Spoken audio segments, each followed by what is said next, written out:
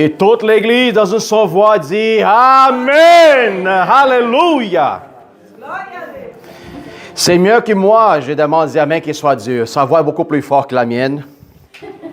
Alors, on sait très bien quand Dieu a parlé dans la montagne, tout a tremblé, tout le monde tombé face à terre. Hein? C'est pas Dieu qui parle, c'est des tonnerres qu'on attend. Alors, gloire à Dieu. Parfois, ça pourrait arriver dans la vie de quelqu'un. À un moment donné, quand que Dieu vous donne un message, quelque chose, la personne, elle endurcit son cœur. Puis, c'est quoi l'autre manière que Dieu pourrait parler? Parler de la parole. De la parole, bien sûr. C'est la première partie que Dieu utilise pour parler avec nous autres, la parole. Puis, par contre, il y a certains enfants qui sont plus résistants à écouter sa voix. Qu'est-ce qui arrive à un moment donné? Dieu fait juste s'enlever un peu, puis là, les tribulations commencent à arriver. Puis là, c'est plus Dieu qui rapproche vers toi, mais c'est plutôt toi qui vas se rapprocher envers lui. Il va dire, Maître, qu'est-ce qui arrive? Ben, j'essaie de te communiquer, j'ai envoyé une lettre, la Bible à toi, tu ne les comprends pas. Maintenant, il faut que je trouve un autre moyen de te dire. Je fais juste reculer un peu. Pourquoi? Quand la lumière, elle recule, la ténèbre essaie de prendre sa forme, c'est là qu'on dit, oups, qu'est-ce que j'ai fait que ça ne marche pas? Tu n'es pas à l'écoute, mon enfant. Écoute bien moi. Alors, ben, pasteur, c'est-tu possible? Pour moi, j'ai une chose que j'ai appris, puis je négocie pas avec ça. Pour moi, Romains 8, 12, il dit que toute chose contribue au bien de tous ceux qui aiment Dieu. Amen. Point final. S'arrêter là. Qu'est-ce qui vient d'autre chose à part cette verset dans ta vie? C'est du diable. Point final. Si tu marches avec cette conviction que toute chose qui arrive devant toi, une contribution pour qu'il te rapproche de ton Dieu, que tu viens meilleur, que tu commences à ta lumière faire jaillir, resplendir, acquérir une expérience nouvelle, ta vie devenir un témoignage. Alors, fonce, mon frère. Entre avec toutes les sangs dans les yeux. Mais c'est ça, même la difficulté, bien sûr, bien sûr. Qu'est-ce qui arrive parfois, c'est que la bénédiction dans nos vies, on commence à donner beaucoup plus de valeur à la bénédiction à celui-là qui a donné la bénédiction. Il y a bien du monde qui prie pour recevoir quelque chose, une bénédiction, la personne la reçoive, puis là, la bénédiction vient plutôt son Dieu qui soit Dieu lui-même. Fait que on fait de la bénédiction un idolâtre, une idole. Puis ça, c'est grave parfois. Quand on commence à oublier ce qu'il nous a donné, plutôt donner l'importance à ce que nous avons reçu. Ça, c'est grave. Ça, c'est très grave. Puis pour ça, qu'est-ce qu'on avait besoin de porter? Notre identité, qui nous sommes, l'humilité. C'est là que la croix, à un moment donné, elle commence à devenir plus lourde. Alléluia. Alors, comment ça va, la famille? En forme à 100%? Yes. Amen. Amen. Pas tous les jours, pasteur, ça va en forme. Je comprends. Je n'ai pas demandé comment que ça va le jour, je n'ai pas demandé comment que ça va en toi. Vendredi, j'ai posé une question aux gens de l'Église, vendredi dans notre étude biblique. Où est-ce que vous êtes placés? Où est-ce que tu es placé spirituellement? Puis là, la personne, elle regarde alentour d'elle et dit, bon, ben, tu sais, qu'est-ce qui se passe là? Tu sais, tu comprends pas, mais j'essaie, j'achève pas, puis tu dis, c'est pas ça la question. Les gens, ils ont la difficulté à être à l'écoute pour savoir c'est quoi la question posée. Plutôt, ils trouvent une excuse pour parler à propos de ces problèmes pour ne pas revenir au sujet. Ça arrive souvent, ça. Alors, avant de donner une réponse simple, claire et directe, on fait un détour énorme pour raconter puis essayer de justifier pourquoi je ne sais pas c'est quoi la réponse. C'est ça que ça arrive. Puis la réponse, elle est très claire parce que la parole, elle nous ramène à cette dimension, à cette compréhension. Quelle est ta place? Indépendant de ton réalité ici sur la terre. C'est où ta place? Où est-ce que vous êtes placés maintenant?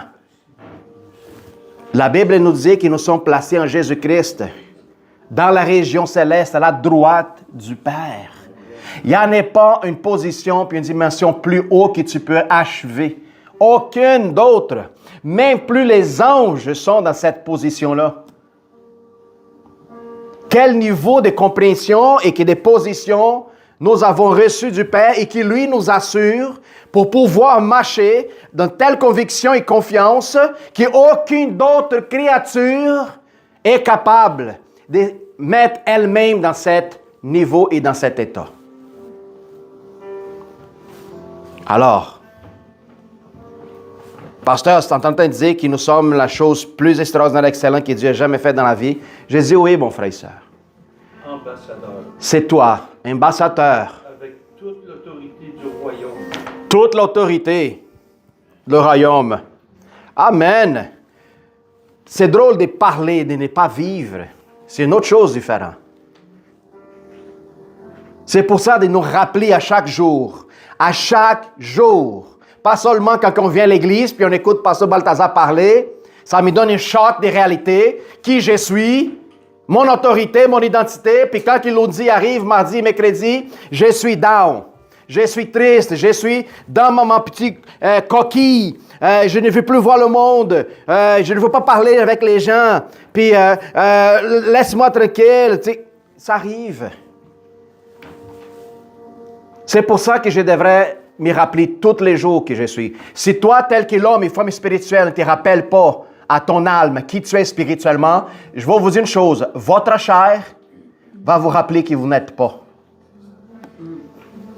Au soit l'homme spirituel met en évidence la réalité de ton existence, comment que Dieu t'a créé. Au soit la chair va te dire, t'es minable. Pour qui tu t'y prends?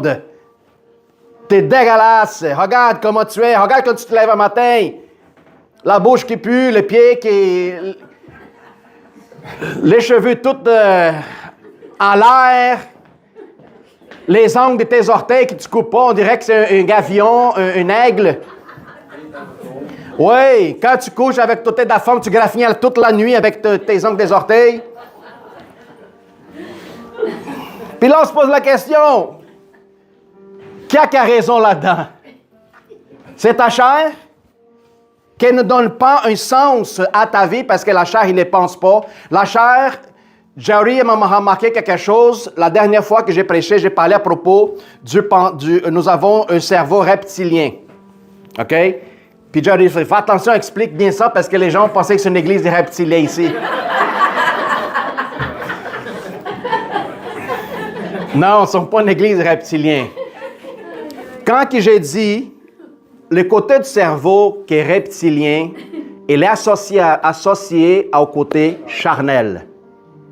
Pourquoi? Le côté reptilien, il pense en trois choses. Attaque, défense et reproduction. Point final. Alors, c'est ça la dimension de la chair. Elle ne répond pas à la raison spirituelle que Dieu nous ramène, mais il agir, à la chair, elle agir à travers une réaction plutôt émotionnelle, en circonstance de l'environnement. Est-ce que je dois me fuir? Je dois attaquer? Je devrais reproduire? Je devrais manger? Point final, puis ça s'arrête là. Alors ça, c'est la simplification de la chair. Au soit, elle nous ramène complètement au plus petit niveau de l'existence, parce que je vous dis une chose, un homme 100% charnel comme une femme charnelle, elle est plus inférieure que n'importe quel animal du monde. N'importe quel bébite, n'importe quel virus. Qu'est-ce que ça va dire, pasteur? C'est très simple. Un homme charnel ne répond pas à la nature de sa création. Elle est complètement corrompue et à l'envers de son existence. Puis n'importe quel animal dans le monde fait qu'est-ce qu'il doit faire. Et marche selon l'obéissance qu'il a été créé. Un animal qui est irrationnel fait qu'est-ce que Dieu l'a créé pour le faire. Par contre, un être humain charnel, complètement dans un niveau de cerveau reptilien, ne fait pas qu'est-ce qui a été créé pour le faire. Alors, c'est la seule créature dans le monde, dans un sens rationnel, si la personne devient complètement charnelle, elle est complètement 100% opposée au Créateur. Toute la créature que vous voyez dans la nature, il n'y a aucune position au Créateur. Juste l'homme. C'est grave. C'est là pour ça l'importance de ne pas agir selon le désir de la chair, mais plutôt avoir un raisonnement quand on se verse dans la parole de Dieu, puis on ramène notre conscience à l'auteur de la position de notre Père. Là, on commence à comprendre plus encore. C'est pour ça que la chair ne peut pas être agréable à Dieu. C'est impossible, dit la Bible, satisfaire à Dieu la chair. Impossible. C'est pour ça qu'il est important que la mentalité, les raisonnements soient renouvelés dans notre vie, pour qu'on commence à comprendre c'est quoi la voie laquelle Dieu nous a préparée, chacune de nous autres. Là, tout, ça prend sa forme, ça fait du sens. Pourquoi je suis là? C'est quoi le but de l'existence? Où est-ce que je veux aller après? Pourquoi que Benoît vit dans une situation que je dois me rapprocher de lui puis supporter aussi lui dans ses difficultés? Pourquoi je devrais prier? Commence à comprendre la société telle qu'elle vit aujourd'hui. Au lieu de critiquer, de condamner, d'avoir de la haine envers l'autre, je commence à comprendre pourquoi. Puis tout ça fait du sens. Puis là, tu commences à te libérer. C'est là que la Bible dit, nous ne sommes pas dans ce monde, nous ne sommes plus du monde. Parce que nous ne pensons plus comme le monde. Ça, c'est merveilleux, frères et sœurs. Puis pour que ça s'arrive, il y a une chose qui est fondamentale qui arrive dans la vie du chrétien. C'est mourir pour soi-même. Alors, qu'est-ce que nous avons aujourd'hui? Une parole d'encouragement. Que Dieu soit loué et glorifié. Allons-y voir en Luc 9, versets 23 et 27. Mais pour toutes les frères et sœurs qui sont en ligne, s'il vous plaît, partagez cette prédication avec tous vos réseaux sociaux le plus possible. Pasteur, je n'ai pas un compte, alors créez un compte et partagez-le au nom de Jésus. Amen. Pour que plus de monde puisse recevoir, partager, être édifié et grandir dans cette parole-là. Sois béni. Alléluia. Par éternel, nous te louons et te glorifions, Seigneur, au nom de Jésus, pour que la parole donnée ce soir, cet après-midi,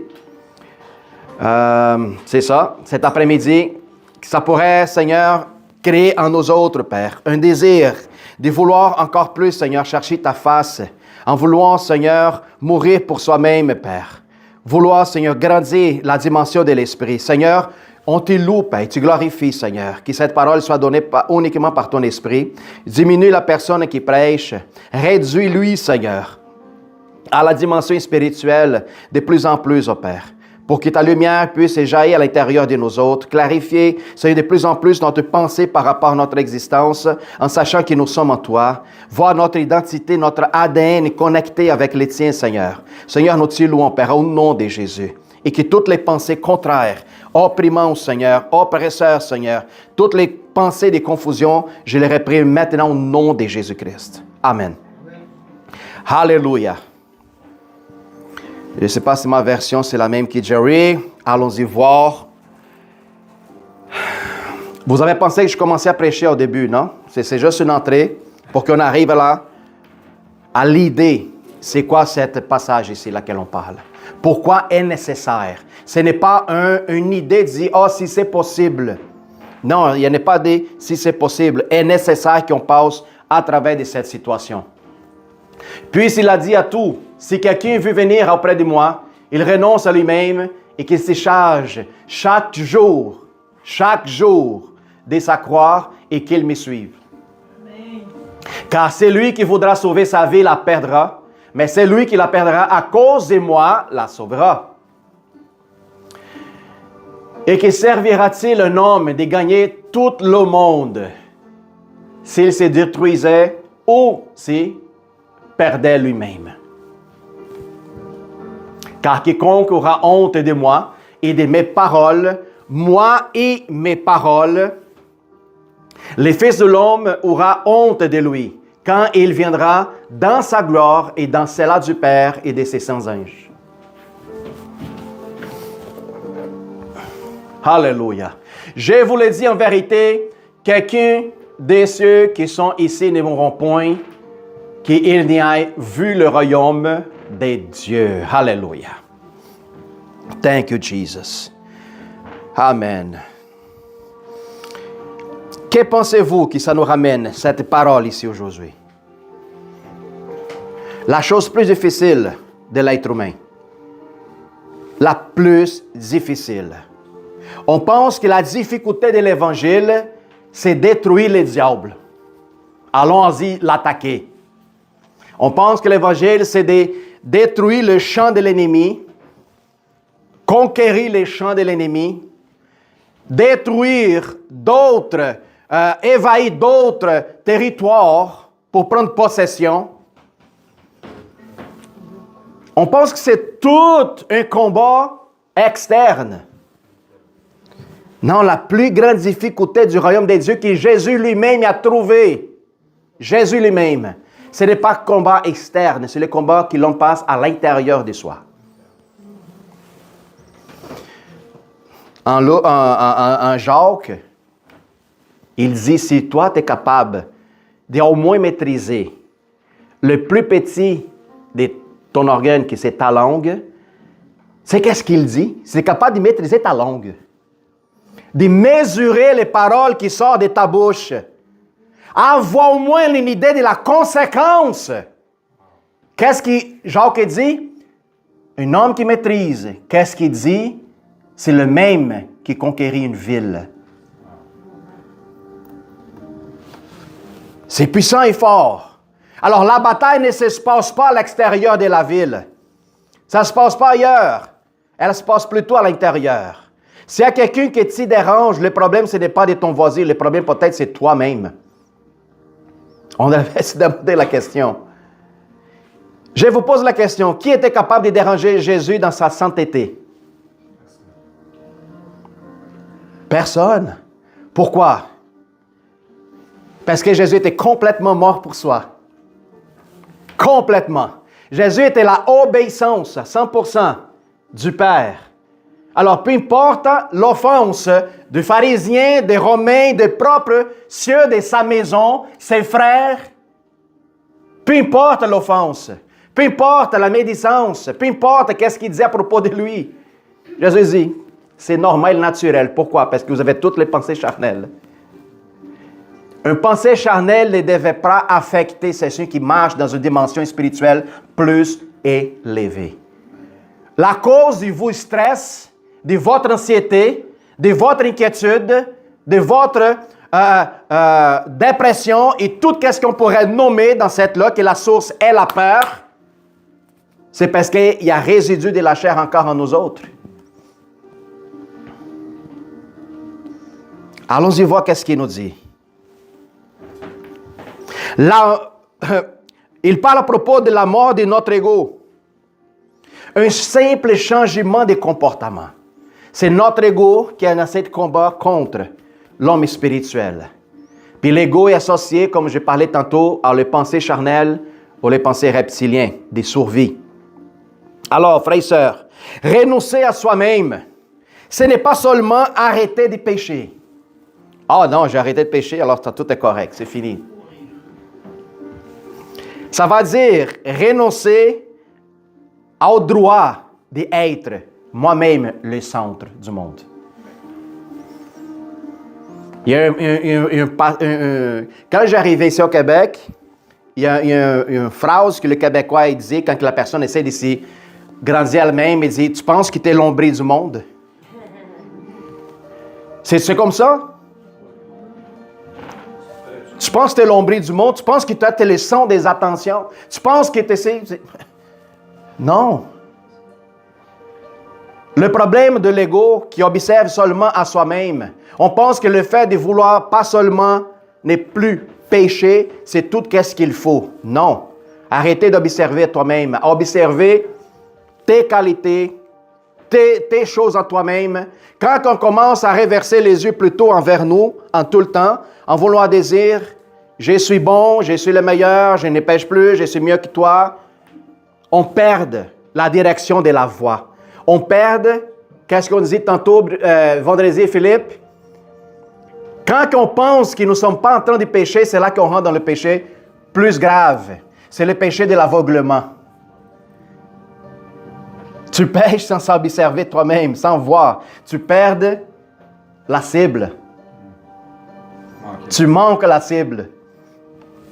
Alors, frères et sœurs, on devrait chaque jour, comme dit le verset biblique, rentrer dans cet aspect de mourir pour soi-même, à porter notre croix.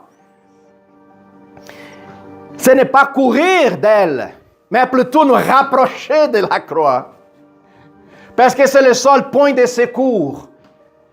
Quand la plupart des gens disent, ben, si je veux courir par la croix, elle va m'écraser. L'écrasement, elle est nécessaire pour que l'homme nouveau s'élève. Il n'y en a pas de croissance. Il n'y en a pas des jeux d'orange si tu n'écrases pas les oranges. Tu comprends? Alors, l'évangile le plus populaire qu'on attend ailleurs, il dit « Acceptez Jésus pour réaliser mes volontés. » Accepte Jésus, Benoît. Et ta volonté, ça va être accomplir. Non, mais l'évangile, encore mieux, c'est Jésus qui l'a dit. Meurs pour toi-même, pour que toutes tes volontés ne soient pas exactement accomplies. Parce que je pourrais dire, bien de la volonté de l'homme qui ne vient pas dans le cœur de Dieu. C'est seulement un désir charnel, volontaire de ton ego, en voulant se satisfaire à soi-même. Je ne dis pas qu'il y a quelque chose de mauvais là-dedans. Mais quand cette volonté, désir et convoitise devient le centre de ton existence et de ta vie, ça c'est grave. C'est ça qu'on appelle un religieux aveugle. Elle a replacé le Dieu que donne et commencé à adorer qu'est-ce qu'il a reçu de Dieu. L'apôtre Paul, en Galates 2:20, il nous dit, « J'ai été crucifié avec Christ. Et si je vis, ce n'est plus moi qui vis, c'est Christ qui vit en moi. » Alors, mon existence, je ne devrais pas observer comme à l'ancienne personne. Je devrais voir Jésus en train de marcher avec moi, constamment, tout le temps. Ma réponse devrait être la réponse du Christ. Je sais que ça ne fonctionne pas tout le temps. Mais au moins, si tu laisses lui le faire, au moins si tu fais l'effort de ne pas vouloir agir par de ne pas réagir par tes émotions, tu vas voir que la plupart de tes actions et de tes réponses seront beaucoup mieux placées. De cela que tu fais à l'instant, devant une confrontation. Renoncer à soi-même, frères et sœurs, ne signifie pas ne pas seulement aux mauvaises choses de ta vie. La renonce, ça va dire, je vais mettre tout ce qui est mauvais à part. Non, ça va dire aussi le contrôle. Vouloir tout contrôler. Tu connais quelqu'un de même? Pauvre toi, mon frère. Toi qui essaies de contrôler tout, tu vives dans un aspect de stress qui tu n'es même pas au courant. Je ne dis pas qu'il y a une bonne programmation par rapport à ta vie, ce n'est pas mauvaise, non. Mais le fait de mettre ta confiance dans ce que tu es préparé, de dire ça va accomplir, avoir un contrôle, au-delà de tes forces. Pourquoi? Je vous dis une chose, nous n'avons aucune garantie en sortant ici aujourd'hui, après le fini du culte, qui seront vivants, nous autres. Fais quelqu'un se réveiller juste en montrant cette révélation à la personne. Contrôle, première chose à éliminer. L'orgueil spirituel. L'orgueil spirituel. Quelque chose qui, à un moment donné, c'est invisible. Oh, ben, pasteur, j'ai reçu un don. Ah oui, tu as reçu un don, laisse-moi te dire une chose. Dieu va te charger plus. Oui. À ceux qui ont beaucoup reçu, il sera plus demandé de lui. Orgueil spirituel. Quand que j'ai dit « je suis tel », m'excuse. Il n'y a aucune chose que l'homme n'ait pas reçue qui ne vient pas de Dieu, le Père des Lumières. Aucune. Même ceux qui ne le connaissent pas. L'orgueil spirituel, frères et sœurs, fasse attention avec ça. Parce que plusieurs rentrent dans le péché à cause de cet orgueil. La autosuffisance. Je vais garantir ma vie, je vais me préparer, je vais être 100% préparé d'avance pour peu importe qu'est-ce qui arrive. Et ça nous parle beaucoup. Parce qu'on sait très bien que nous sommes dans une période très dangereuse. Nous voyons Russie en guerre avec Ukraine. Nous avons qu'est-ce qui se passe en Iran. Nous avons le conflit Israël-Palestine. Nous avons les persécutions qui se passent en Soudan, en Afrique, ailleurs. On voit la situation des États-Unis qui est toujours dans un état de tension. L'Europe qui essaie de s'élever contre les États-Unis, pourquoi? Parce qu'ils ont menacé de prendre le contrôle sur Greenland. Il y a beaucoup de choses qui sont sur tension dans la vie de tout le monde. Alors, on va se préparer pour faire quoi? Pour me sauver? En sachant que la fin approche. Non, ce n'est pas une question de vouloir me sauver, c'est plutôt de sauver d'autres. Vous voyez la différence? Je vais m'enfuir. Il y a un moment pour s'enfuir. Mais la question de sauver, ce n'est pas une question de sauver à toi. Pourquoi? Parce que tu es déjà sauvé. C'est sauver d'autres qui n'ont pas connu encore la vérité que tu connais. Arrêtez de regarder votre nombril. Arrêtez de nous regarder en soi-même, de me préparer d'avance. Comme ça, je vous garantis ma vie. Mais c'est drôle parce que si tu essaies de sauver ta vie, tu la perdras.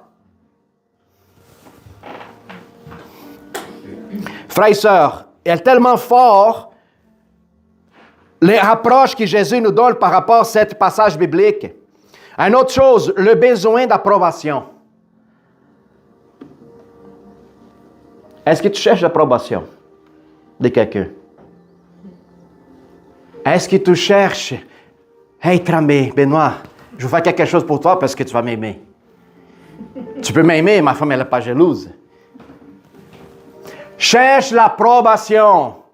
Je vais faire de quoi en sorte que les gens vont m'aimer. Si tu cherches cette raison puis cette motivation, malheur pour toi.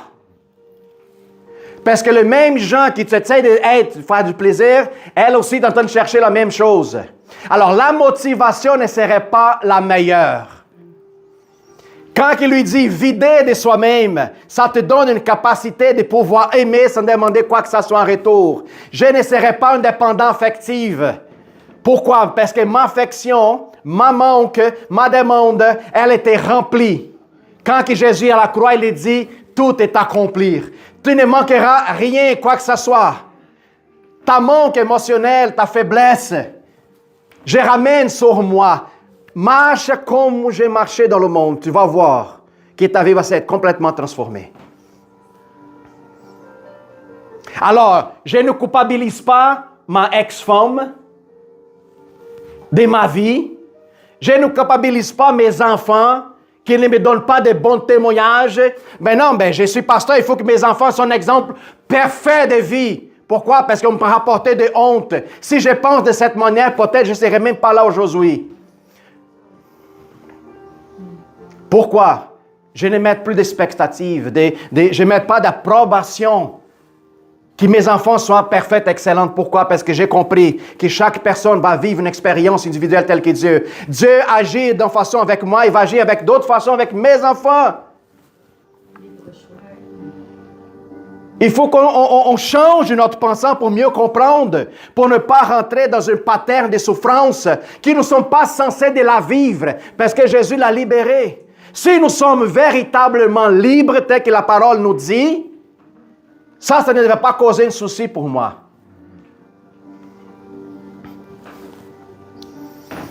Nous sommes des parents, nous sommes des mariés ici, nous avons des gens qui nous amont, des pères, des mères, des frères.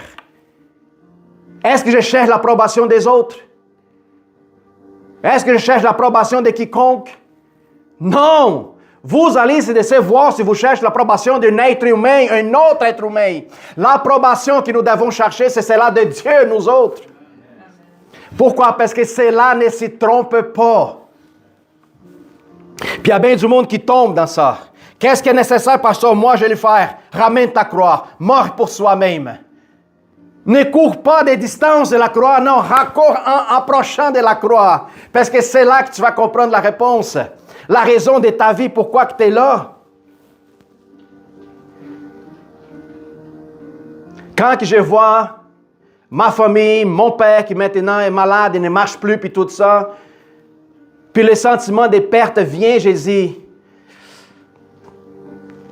On sait que ça fait partie de la vie.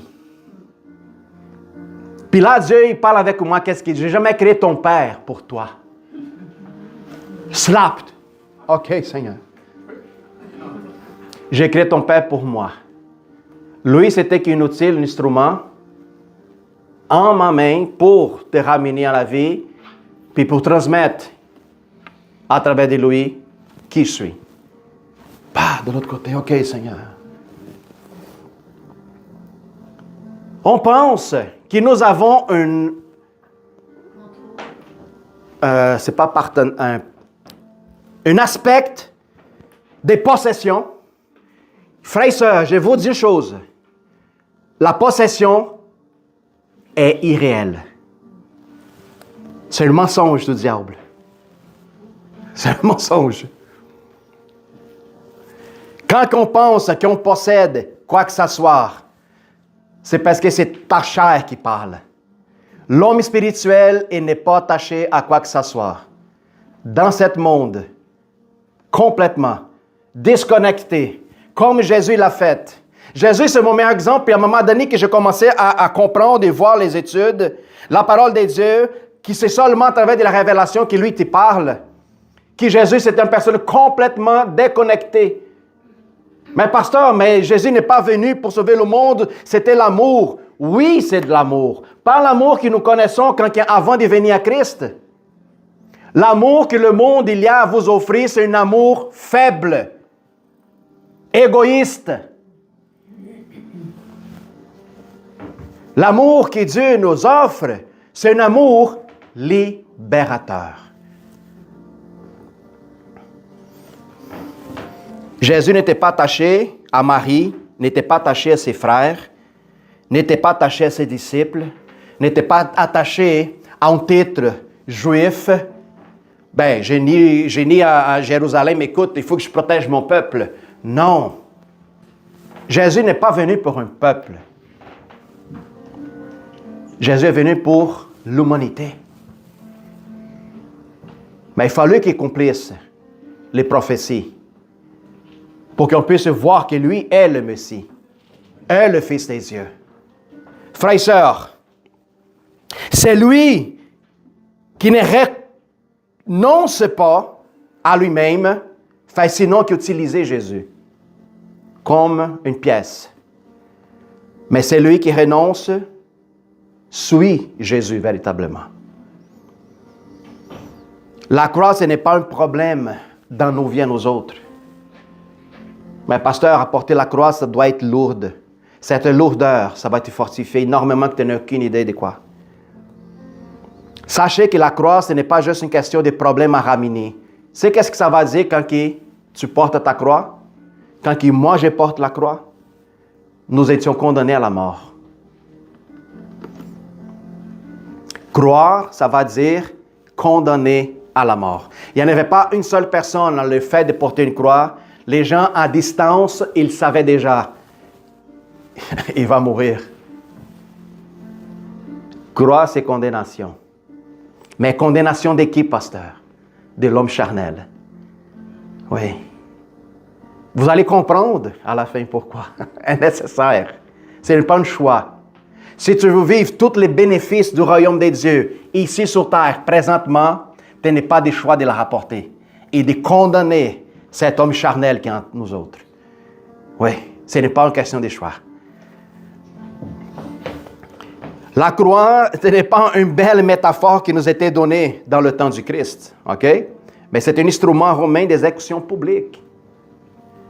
Savais-tu que cette mort, le fait de porter la croix, que cette mort à chaque jour devient un témoin public telle que la crucifixion était. Mais comment, public? Comment que les gens vont voir que j'apporte ma croix? Ta famille va commencer à te rejeter parce que tu commences à changer d'habitude. Les gens à ton travail ne veulent plus attendre toi parler de Jésus et louer dans ton travail. Les gens qui sont alentour de toi, quand ils vont regarder le besoin de quelqu'un, qui vont tourner la face, tu vas être la personne qui va être au secours. Puis les gens vont dire, ben, qu'est-ce que tu fais?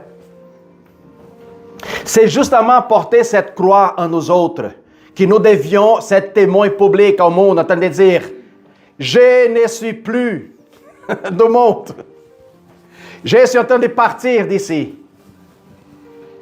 Je m'en vais ailleurs. Une transformation, un changement de pensée. Jésus n'est pas s'épaché de la croix. Il n'est pas s'échappé de la croix. Plutôt, il a couru envers elle. Parce que Jésus il avait une mission, c'était quoi? Il faut que je crucifie la chair. Sans la crucifixion, il n'avait pas la rédemption de Balthazar, Nadia, Benoît, Philippe. Non, c'est impossible.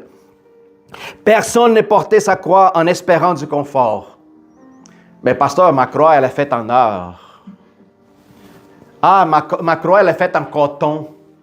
C'est pas trop lourde. Hein?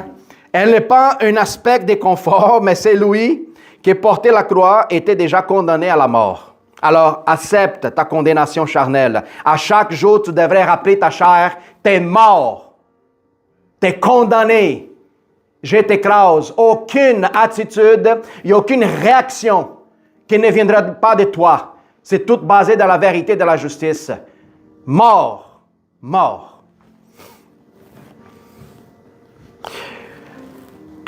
En faisant d'une façon simple, beaucoup de gens qui disent, OK, ma croix, c'est peut-être mon chef, mon patron. C'est mon travail, c'est difficile, mon patron est toujours sur moi et il est ma croix.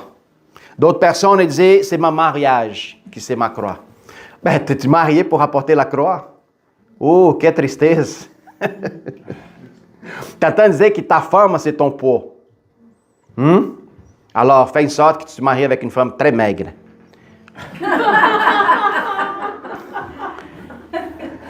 Il y a des certains qui disent, mon problème à croire, c'est un problème financier. Vous avez déjà entendu parler de choses de même? Moi, oui. Les gens qui sont toujours dans un pattern des dettes constantes. Ben, pasteur, ma croix, c'est ma finance parce que je ne sors jamais dans cette cycle. Tu sais, pasteur, ça fait 30 ans que je suis marié, puis tu ne connais pas ma femme, il faut que les gens ramènent. Mais tu sais quoi, pasteur, c'est ma croix. Il faut que je la ramène avec moi. Tu sais, puis les gens, ils donnent ça comme une excuse pour dire et donner une direction par rapport à la croix qui c'est faux. La croix, c'est jamais par rapport à d'autres, c'est par rapport à toi.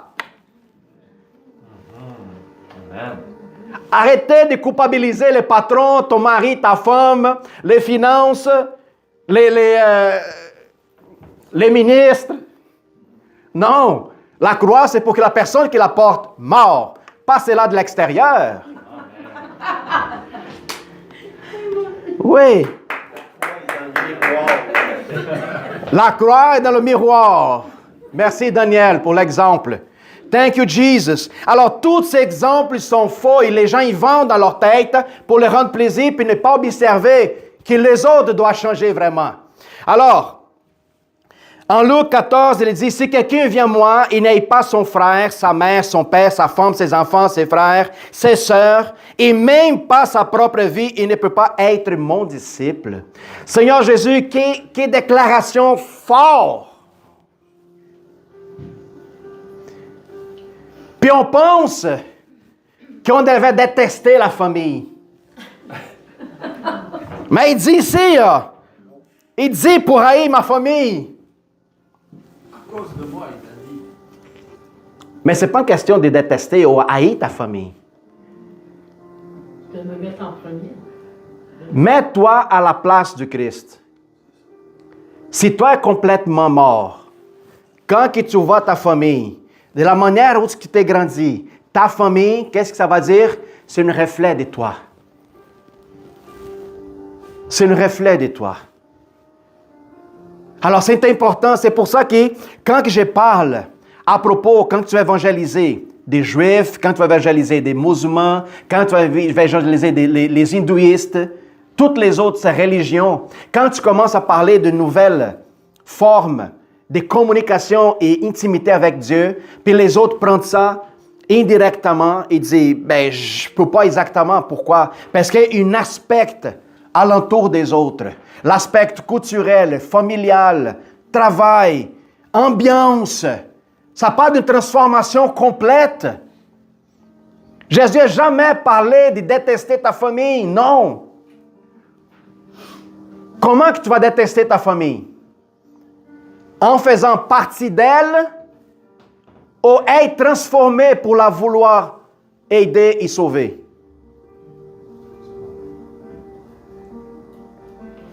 C'est difficile de répondre. Comment tu vas haïr ta famille? Tu vas haïr ta famille une fois que tu connais la vérité et tu ne le révèles pas aux autres.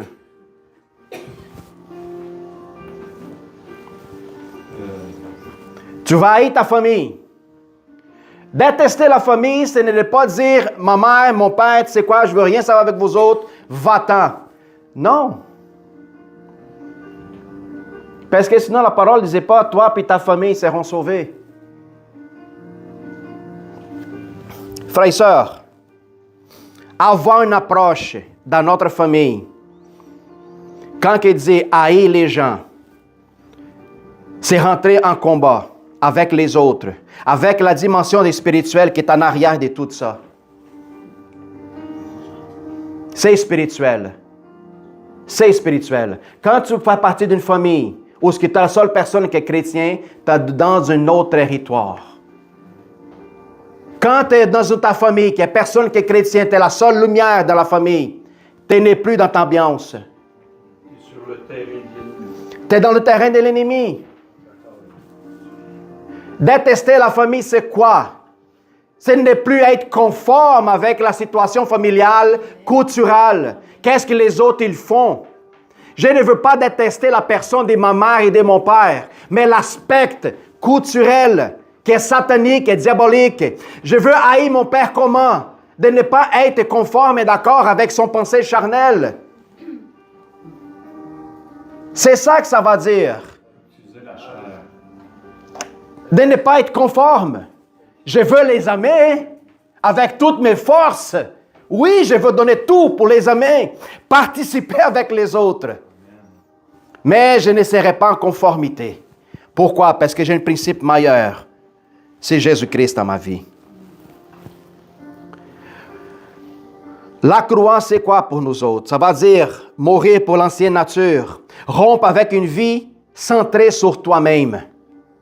Accepter le rejet, la perte des statuts, la solitude, s'il faut. Apporter la croix. On parle à propos d'accepter le rejet, la perte des statuts et même la solitude. Solitude?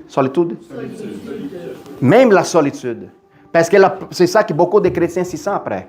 Mais pasteur, tu sais quoi? Une fois que j'ai accepté Jésus, j'étais parlé avec ma famille avec joie. C'est qu'est-ce qu'ils ont fait, quoi?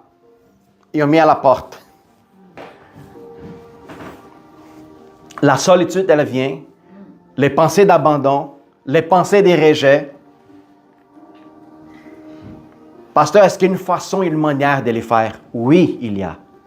Avec la famille, c'est pas pareil qu'avec les gens des dehors. Les gens des dehors t'évangélisent. Tu parles et tu prêches. Avec la famille, ce n'est pas par parole, c'est pour transformation de vie. Savez-vous pourquoi?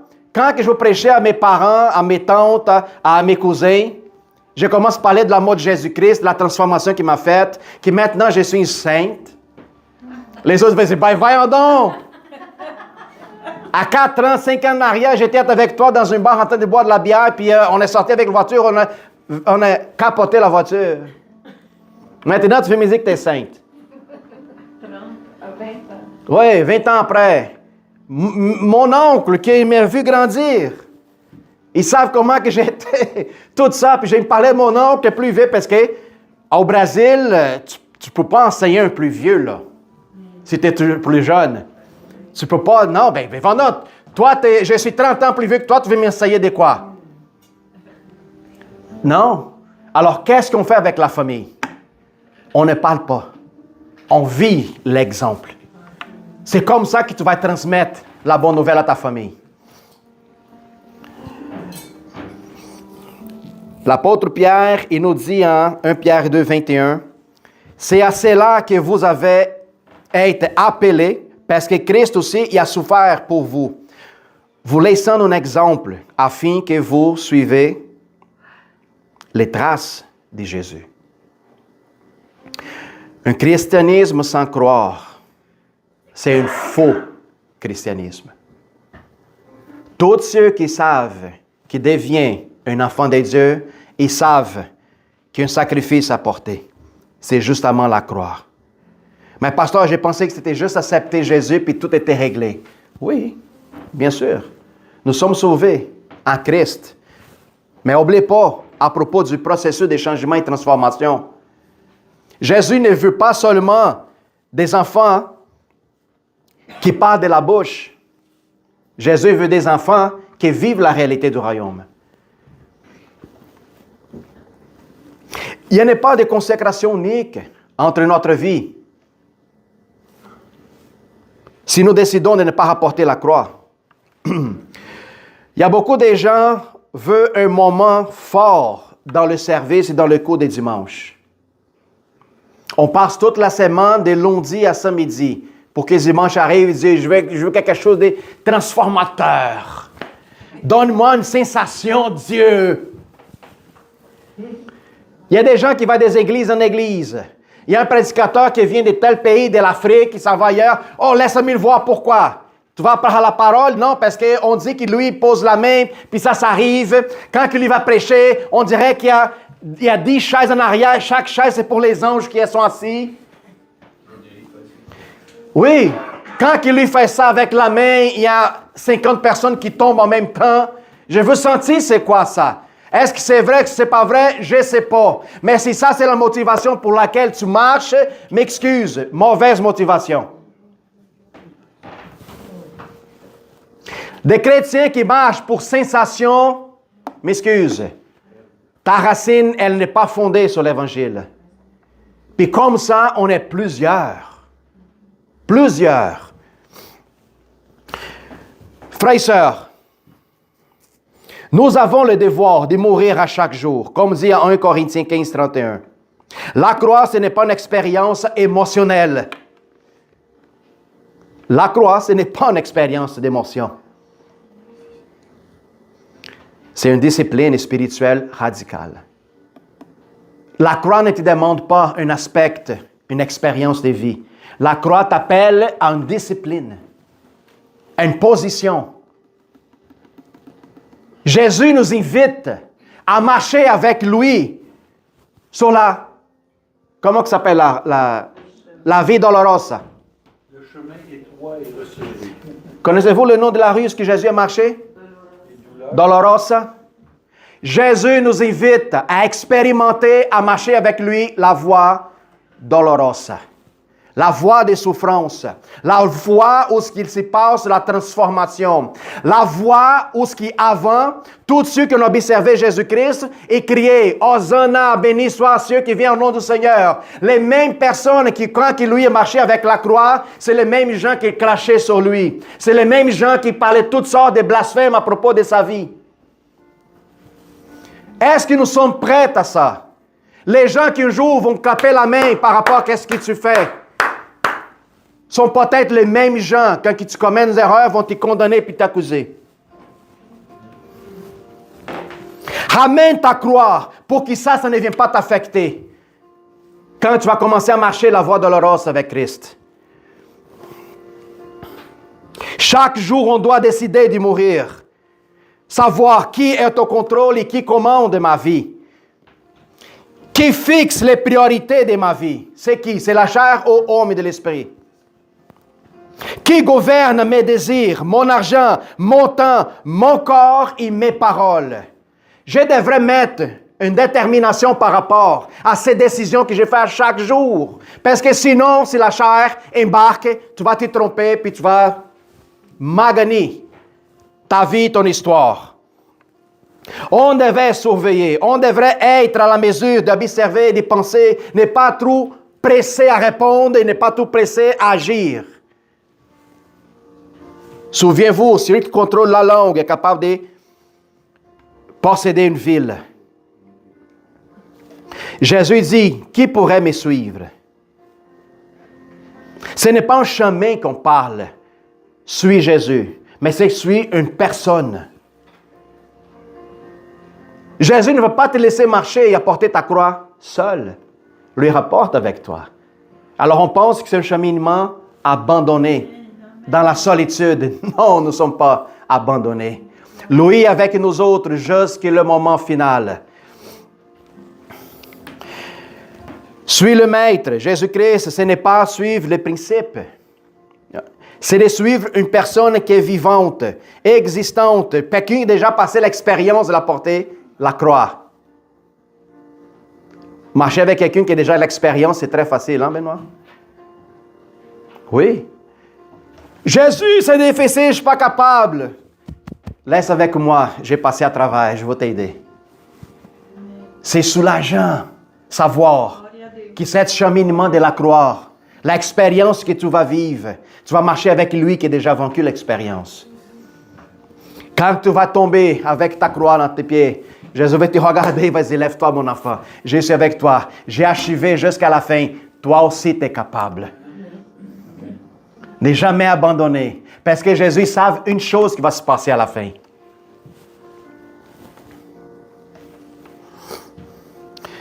Suivre Jésus implique 3 choses. Obéissance, quand c'est là, il n'y a pas de sens. Obéir, même que parfois pour toi, tu n'es pas la réponse finale de l'obéissance. Qu'est-ce que ça va dire et où est-ce qu'il va me rapporter? C'est pas grave, Jésus dit une chose pour toi. Confiance en moi. Confie. J'ai arrivé jusqu'au bout. Confie. Avance. 12e chose, la fidélité quand ça fait mal. Beaucoup de chrétiens, quand ça commence à faire mal, je dis, oh non, je ne continue pas, je retourne. Quand la personne est justement dans le processus de franchir la limitation de la réussite, c'est là quand elle dit, ah, Seigneur, c'est trop dur. Jésus dit, le pire dans tout ce chemin, j'ai ramené sur moi. Comment tu dis que c'est trop dur? 3e chose, la persévérance sans applaudissement. Quand tu vas réussir à traverser la limitation de la force, de la douleur, tu vas franchir la limitation. Jésus est avec toi. Tu vas regarder les gens, tu vas dire yes, yes. Tu vas regarder le monde, tu vas dire oui, j'ai réussi. Tu vas regarder dans les yeux des gens, tu vas attendre. J'ai réussi, j'ai réussi. Puis personne ne va faire bravo. Les découragements. Les saints du ciel vont applaudir. Les découragements. Oui. Ben, Vendôme, j'ai fait tout cet effort-là. Tu étais avec moi, Seigneur. Tu as vu qu'est-ce que j'ai passé à travers. J'ai réussi. Puis aucun de mes frères. Est-ce qu'on cherche la reconnaissance? L'applaudissement?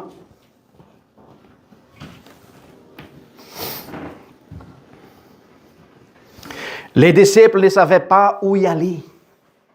C'est pour ça que les disciples avaient la difficulté avec les pensées du Christ.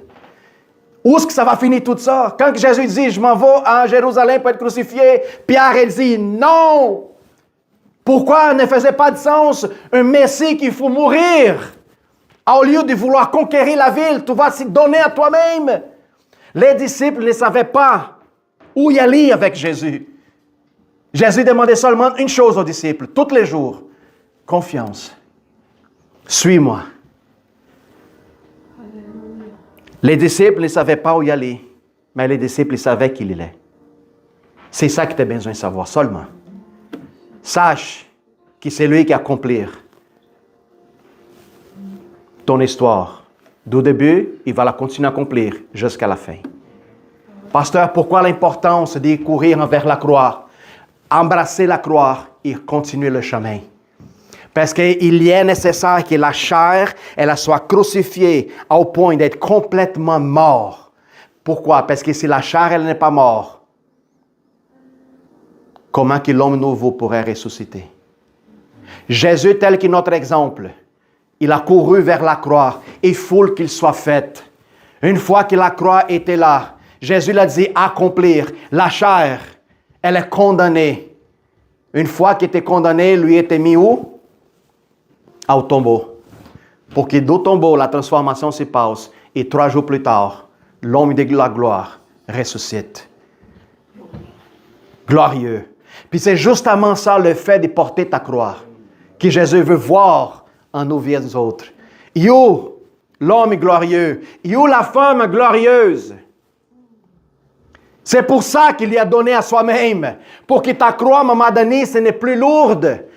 Plus que tu mords plus vite, plus que tu vas moins ressentir le poids de la croix. Pourquoi? Parce que l'homme de l'esprit se fortifie de plus en plus. À un moment donné, comme l'homme de l'esprit, elle va être tellement fort, tu vas vouloir observer ta croix et tu n'es plus capable de la voir. Elle a disparu complètement. C'est là quand tu as compris que je suis vraiment mort pour moi-même, pour mon ego. Puis là, tu pourrais déclarer ouvertement. Pourquoi? Parce que tu non seulement déclares, mais tu la vis.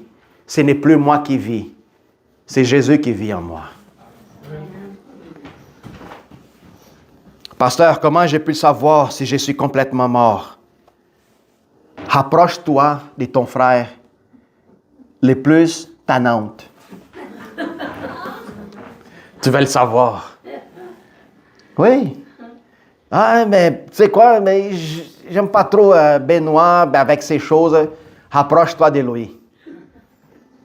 Si lui n'est pas encore à la mesure de changer la condition qu'il vive, alors c'est moi le plus mature que je devais m'y rapprocher et accepter mon frère à la position qu'il a présentement. Tu vois la différence? Puis je vous répète, frères et sœurs, nous sommes en train de finaliser. Écoute bien ce que je vais vous dire. Les problèmes, elle n'est jamais dans l'autre. Et dans le miroir. Toujours. Puis qu'est-ce que ça m'a rapporté, pasteur? Ça va t'aider à comprendre qu'il y a encore des choses en moi qui ont besoin de mourir. Amen.